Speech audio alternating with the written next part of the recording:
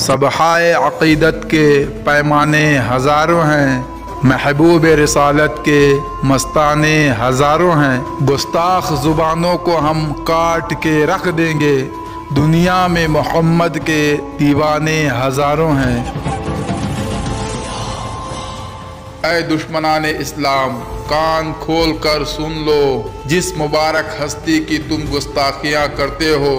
ये ज़मीन व आसमान, चाँद सितारे, दरिया पहाड़ और हर मखलूक को पता है कि उसकी शान व अज़मत कायनात में सबसे ज़्यादा है। यहाँ हमेशा ही से हर चंद माह बाद, चंद साल बाद नबी रहमत सल्लल्लाहु अलैहि वसल्लम की शान में गुस्ताखियाँ की जाती है।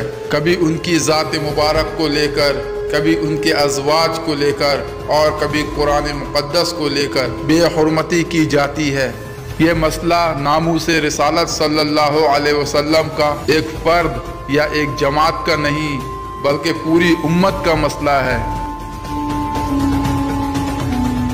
हमारे माँ बाप, जान व माल, इज़्ज़त व आबरू और ज़िंदगी की सारी सांसें नबी पाक सल्लल्लाहु अलैहि वसल्लम की इज़्ज़त व नामूस पर कुर्बान, जिनके सदक़े में हमारा वजूद हमें अता किया गया।